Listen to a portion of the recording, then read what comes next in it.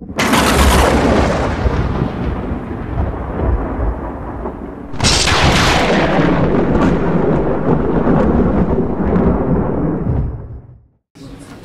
people like receiving an award, to be recognized for their accomplishments when they've done something quite impressive. And you might get a certificate, for example, that you would hang on the wall.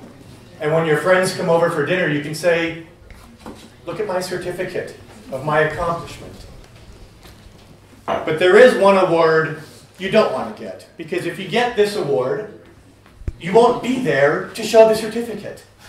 Because the Darwin Awards are given out to recognize people who have eliminated themselves from the gene pool by removing themselves, by killing themselves in extremely insane ways.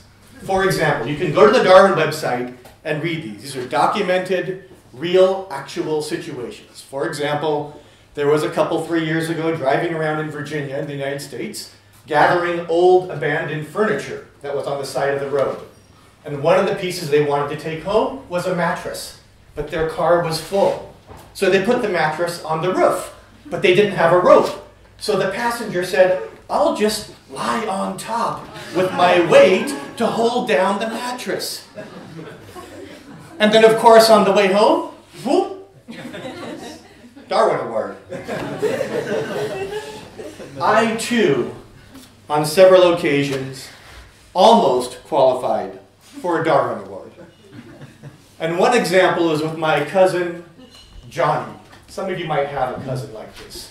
Johnny, when we were teenagers, was incredible with firecrackers, fires, explosives, things that go boom. And whenever he came to visit, trouble was never very far behind. And one time when he came to visit, he pulled me and my brother aside and said, look at this. And he reached into his pocket and he took out a toilet paper roll filled with gunpowder, capped on both sides with the fuse on top.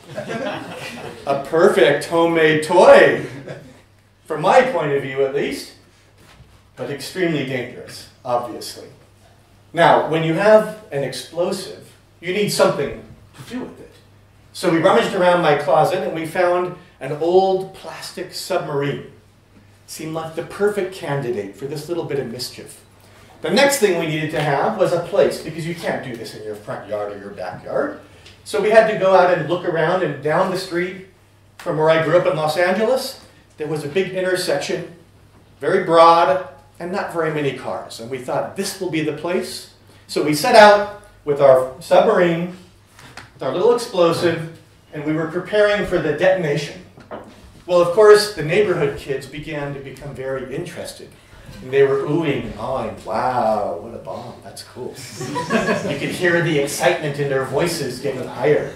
So here we are preparing for the detonation. We have all these kids around, and we put them to work. We said, okay, you four go stand on those street corners, and when there's no cars coming, give us the high sign. And as soon as we had all four of them saying no cars are coming, we ran out to the intersection, put down the submarine, lit the fuse, ran back. And what happened was unexpected, because this little pipe bomb went off with such ferocity that there was a deafening ringing in our ears. There was a flash like the sun. The bomb broke this poor little submarine into bits. Not just bits, it pulverized it.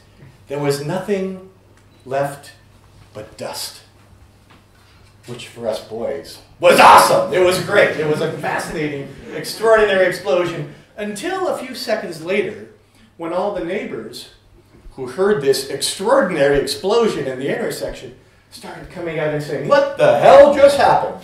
And we all looked at each other, and of course, we just ran home and hid before the police got there. Now, I will say this. My cousin Johnny and I got lucky, because had anything gone wrong, we probably would have qualified for a Darwin Award. So my advice to all of you is, when you have a few moments, browse the site. Please live your life well, have fun, do adventuresome things, get crazy, but that once in a while.